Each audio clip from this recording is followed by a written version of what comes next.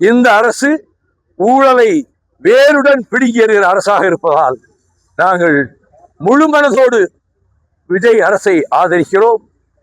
எவ்வளவு எதிரிகள் அதை வீழ்த்துவதற்கு கடைகள் தொடுத்தாலும் நானும் என் சகாக்களும் என் தோழர்களும் காவல் அரணாக இருந்து போர்க்கவசமாக இருந்து அந்த கணைகளை எதிர்கொண்டு விஜய் அரசுக்கு முழு பாதுகாப்பையும் மறுமலர்ச்சி திமுக கழகம் கொடுக்கும். இதுதான் இன்று நான் மேற்கொண்டிருக்கக்கூடிய சூளுரை சம்மதமாகும். கூட்டணிக்குள் இருந்தவர் தான் இந்த கேள்வியை பல தடவை கேட்டாச்சு. கூட்டணிக்குள் இருந்து கொண்டே விமர்சிப்பது கூட்டணி தர்மத்துக்கு ஒவ்வாதது என்பதால் நான் அமைதி காத்தேன். இதை உங்களுக்கு போடுவதற்கு போடுங்கள். உங்கள் கேள்வியை மட்டும் போடுவதாக இருந்தால் உங்கள் கேள்வியை மட்டும் போடுங்கள்.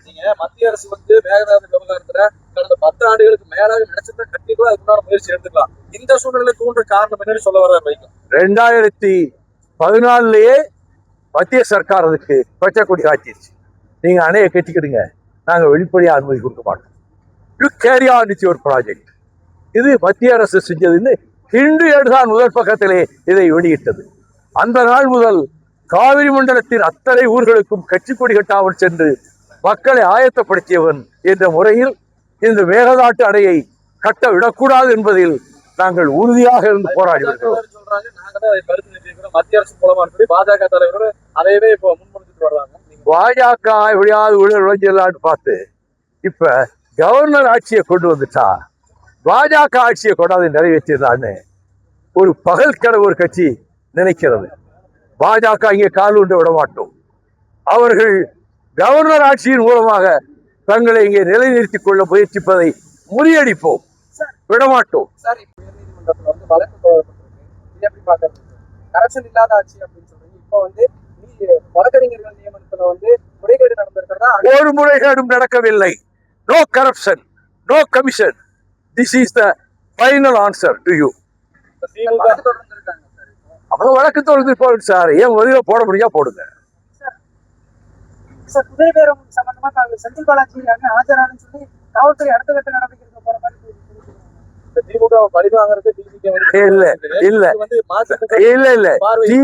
ஆட்சியை அகற்றணும்னு தலைகீழா ஏற்றி முயற்சி பண்றாங்க.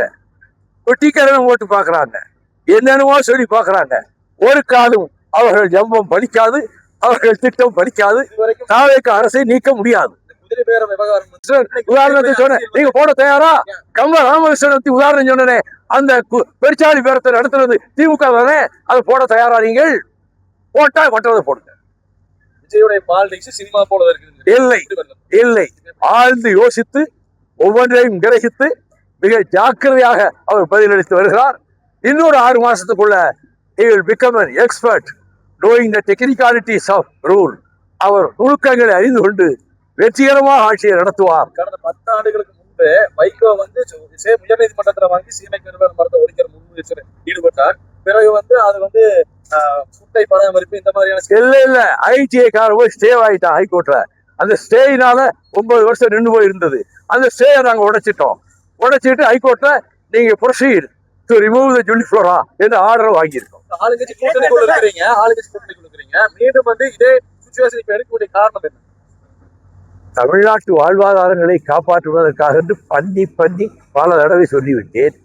அதை நீங்க உள்வாங்க முடியாவிட்டால் நான் அதற்கு பொறுப்பல்ல.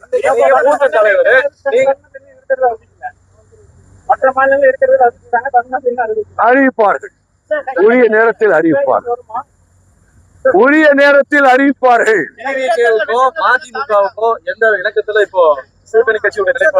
Wonderful relationship with TVK between MDMK and TVK. நல்ல ரிலேஷன்ஷிப் இருக்கு. அவரை சார்ந்தவர்கள் எங்கள் கட்சியை மதிக்கிறார்கள். எங்கள் கட்சி தோழர்கள் பொதுக்குழுவிலே 1400 பேர் கலந்து கொண்டு திமுக கூட்டணி விட்டு விலகுகிறோம் என்ற போது மண்டபம் இடிந்து விழுகிற வகையிலே ஆரவாரம் செய்து கரவொலி அளிக்கிறார்கள். இதுதான் அதிமுக தொண்டர்களின் உணர்வு. அது that was established in the general council. பொதுக்குழுவிலே அது நிரூபிக்கப்பட்டது. அந்த அடிப்படையில் நாங்கள் உடன்பாடு வைத்திருக்கிறோம். ஒரு காலம் போட்டியிடாது.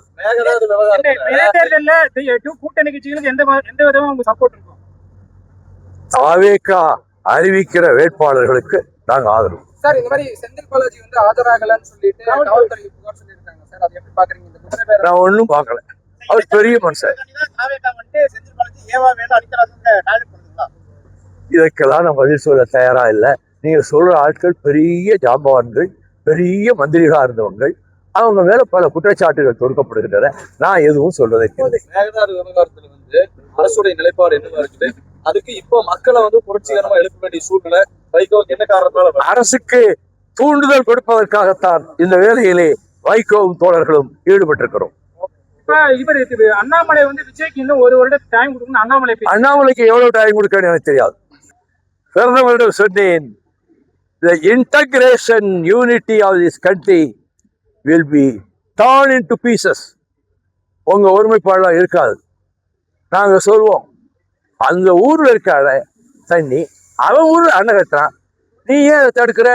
ரைட், எங்க ஊர்ல தான் இருக்கு திருச்சி துப்பாக்கி தொழிற்சாலை, அது எங்களுக்கு சொந்தம்னு அறிவிப்போம். நெய்வேலி நிலக்கரி நிறுவனம் எங்க மண்ணில் தான் இருக்கு, அது எங்களுக்கு சொந்தம்னு அறிவிப்போம்.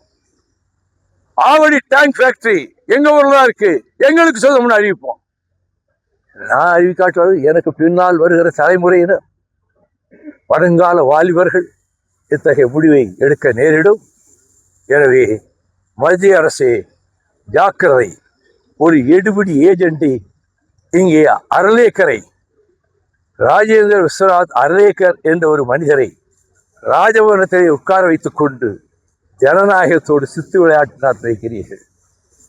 ஜோசப் விஜய்க்கு 118 எம்எல்ஏக்கள் ஆதரவு வந்துவிட்டது என்று சொன்னதற்கு பிறகு ஐ won't be available in Chennai, I am going to Trivandrum என்று இந்த அரலேக்கர் அறிவித்தார். கடைசியில் டெல்லி வேண்டாம், பதவி பிரமாணத்துக்கு நீங்க அனுமதி கொடுக்கலாம்னு சொன்ன பிறகுதான் பதவி பிரமாணம் நடந்தது. குதிரை பேரம் என்று வாய்க்கு வந்தபடி திமுக விமர்சனம் செய்கிறது. சபாஸ் மை டிஎம்கே காம்ரேட்ஸ், நீங்கள் எங்கள் ராமகிருஷ்ணன் எம்எல்ஏவை ராஜினாமா செய்ய சொல்லி உங்கள் கட்சியில் சேர்த்து உங்கள் உதயசூரியன் சின்னத்தில் அவரை போட்டியிட வைத்து எம்எல்ஏ ஆக்கினீர்களே, அந்த பேரத்துக்கு பெயர்னு பெருச்சாளி பேரமா? நீங்க தான் இதுக்கெல்லாம் வழிகாட்டினவங்க. இப்பொழுது அரசு அமைந்தது தாங்க முடியலை.